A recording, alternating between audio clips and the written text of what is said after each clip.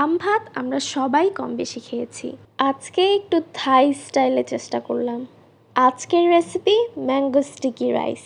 Welcome to Tunha and mom's kitchen, where ranna hits different cause it's made with pure love. প্রথমেই আমি এখানে 2 cup পোলাওর চাল নিয়ে নিলাম। আজকে আমি পোলাওর চাল দিয়েই স্টিকি রাইস করব।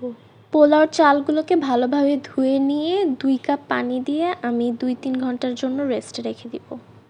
এখানে আমি কোকোনাট মিল্ক নেওয়ার জন্য কোরানো নারিকেল নিয়ে নিয়েছি। আমার নারিকেলগুলো ডিপ ফ্রিজে ছিল, যার কারণে আমি এর মধ্যে গরম পানি ঢেলে দিয়ে এগুলোকে আলাদা করে নিচ্ছি। সুন্দরভাবে আলাদা হয়ে গেলে এগুলোকে আমি ব্লেন্ডার জারে দিয়ে দিব, আর পর্যাপ্ত পরিমাণ পানিও দিয়ে দিব এর মধ্যে। দিয়ে খুব সুন্দরভাবে ব্লেন্ড করে নিব। এরকম স্মুথ একটা পেস্ট হয়ে গেলে এটাকে একটা বাটিতে নিয়ে নিব। এবার এগুলোকে ভালোভাবে চেপে চেপে রসগুলোকে আলাদা করে নিব, আর যে আঁশগুলো থাকবে সেগুলোকে ফেলে দিব।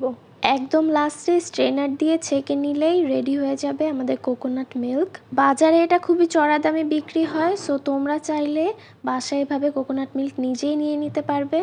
আমার এখানে আমি প্রায় 3 কাপের মতন কোকোনাট মিল্ক পেয়েছি, তো এটাকে আমি এখন একটা সাইডে রেখে দিব।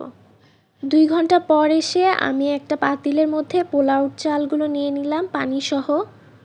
সাথে এখানে আমি আরও 2 কাপ পানি অ্যাড করব। এরপর ঠিক ভাত রান্নার মতন করে এটাকে রান্না করে নিব। 10 থেকে 12 মিনিটের মধ্যেই এটা প্রপারলি কুক হয়ে যাবে।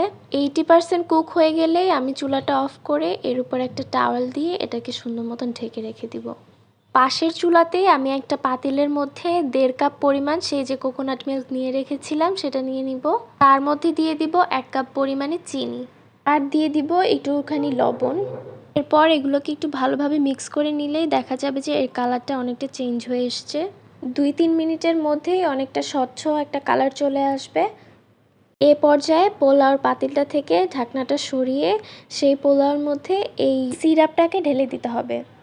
সিরাপটা পোলাওর সাথে খুব ভালোভাবে মিক্স করে এটাকে ঢাকনা দিয়ে আবার রেখে দিব 2-2.5 ঘন্টার জন্য।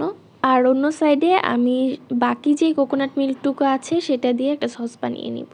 সো সেই 1.5 কাপ কোকোনাট মিল্কের মধ্যে আমি 2 চা চামচ কর্নফ্লাওয়ার অ্যাড করে দিব, আর দিব হচ্ছে স্বাদ মতো অল্প একটু লবণ।